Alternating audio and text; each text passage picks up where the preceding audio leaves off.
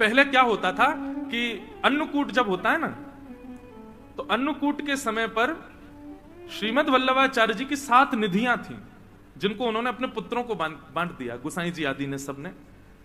एक निधि वहीं श्रीनाथ जी के बगल में विराज रहे हैं श्री विठलनाथ जी। फिर आप जो पुष्टि मार्गी होंगे उनको पता होगा, कोई सूरत में विराजते हैं, कोई बड़ौदा में विराजते हैं, कोई कहीं कहीं, ऐसे सब जगह सारे ठाकुर जी विराजमान है। हमारे गोकुल में है, गोवर्धन में है। तो अन्नकूट के समय पे क्या होता था, 7 ठाकुर जी नाथ द्वार आते थे और श्रीनाथ जी के ही अगल बगल में 7 ठाकुर जी एक सिंहासन पर विराजते और एक साथ सबका अन्नकूट होता था। बहुत ध्यान से सुनिएगा। आज भी नाथ द्वार में नियम है कि जब ठाकुर जी का भोग लगता है ना, तो ऊपर अटारी पर बैठ करके सहनाई बजाई जाती है, नगाड़े बजाए जाते हैं, समझ जाओ कि ठाकुर जी का भोग लग रहा है। तो अन्नकूट के समय पर 7 ठाकुर जी आए और श्रीनाथ जी के सामने अन्नकूट रखा गया। बढ़िया प्रेम से ठाकुर जी ने आरोगने के बाद अन्नकूट आदि सब समेट दिया। 7 निधि अपने अपने स्थान को चले गए। तो एक दिन रात्रि में शयन कराने के बाद जैसे ही मुखिया जी, जो पुजारी जी हैं, वो अपने शयन में गए, तो ठाकुर जी स्वप्न में आ गए श्रीनाथ जी, और स्वप्न में ऐसे आके बैठ गए रूठ के। तो गोसाई जी बोले, मुखिया जी बोले, जय जय, कहा भयो, आप उदास लग रहे हो,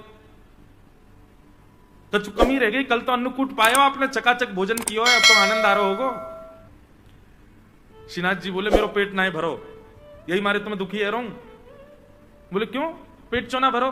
बोले अब इतनी सारी सामग्री सामने रखी, लेकिन वो 7 मेरे बगल में बैठे, एक यहां बैठो, एक वहां बैठो, सबरे इतने सारे बैठे, मुझको तो खावे में संकोच आ रहा, मैं खा रहा हूं तो मुझको यूं लग रही, यूं सोच रहा हूं कैसे खा रहा है, कैसे भर भर के खा रहा है, या हमारे में तो आराम। अब जैसे आप भोजन करो, निश्चित है रेस्टोरेंट में जब जाते हैं भोजन करने तब की स्थिति और घर में जब करते हैं तब की स्थिति अलग होती है। कई लोग होते हैं बाहर जाएंगे तो चम्मच लेंगे, जे लेंगे और बड़े ऐसे खाएंगे जैसे कितने साफ सुथरे हैं, और घर में जब आ जाते हैं तो बनाए महाराज चावल के पहाड़, बीच में कर दिया गड्ढा, उसी में सब्जी, उसी में दाल, उसी में पापड़, उसी में दही। एक हमारे साथ एक पंडित जी हैं, वो विचित्र हैं, वो चावल में दाल डालते हैं, फिर घी डालते हैं, फिर चीनी डालते हैं। दाल चीनी, घी चीनी डाल के कौन खाता भाई, है विशिष्ट ऐसे ऐसे पंडित जी हमारे। तो जब आप सहजता में प्रेम से खा रहे होते हो तब आप ये विचार नहीं करते कहां गिर रहा है, कहां कैसे, आप बस पाते हो प्रेम से। लेकिन 4 लोग बैठे हो तो निश्चित है कि आपका मन भी होगा तो आपको नहीं नहीं बस ठीक है, इतना ही रहने दो। ठाकुर जी बोले, मेरो पेट ही ना भरो, मुंह यूं लग रही जन कहा सोचेंगे सबरे अगल बगल में बैठे। बोले कैसे भर भर खा रहा है? श्रीनाथ जी से कही, बोले आज्ञा करो जय जय। फिर कहा करूं? बोले एक काम करो, मेरो एक और अन्नकूट करो, और अब की बार कोई को बताइयो मत, एक गुपचुप अन्नकूट करो। और सुनो, ये जो तुम अटारी पे नगाड़े वारे बैठा दे, कहो सबरी पूरी दुनिया पता चल जाए कि मैं भोजन कर रहा हूं, इनको भी अंदर कमरा में बैठा दो, कोई को पता नहीं चलना चाहिए मेरो अन्नकूट है। तो इसलिए नाथ द्वार में आज भी 2 बार अन्नकूट होता है। एक बार तो पूरे विश्व को पता रहता है कि ठाकुर जी का अन्नकूट हो रहा है, और एक बार पड़ोसियों को भी नहीं पता होता और श्रीनाथ जी का अन्नकूट हो जाता है। तो उस अन्नकूट का भाव क्या? बोले ठाकुर जी प्रेम से पाते हैं अकेले बैठ करके। इसलिए भैया पर्दा किया करो, ठाकुर जी को अपनी प्राइवेसी चाहिए, उनको अच्छा लगता है।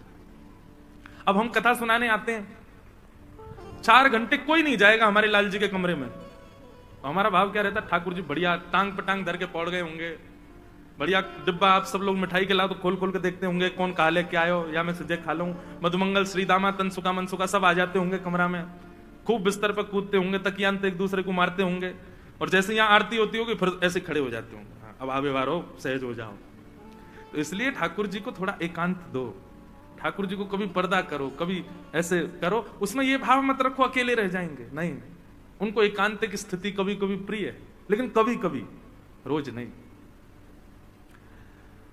तो ऐसी बात है भैया, सेवा में सदैव याद रखो जो आपको अच्छा लगता है वो ठाकुर जी को करना नहीं है, ठाकुर जी को जिसमें सुख मिले वो उनको पधराओ, वो उनको प्रदान करो। कई लोग होते हैं हमें तो ऐसे ही अच्छा लगता है, आपके अच्छे लगने के लिए ठाकुर जी हैं क्या?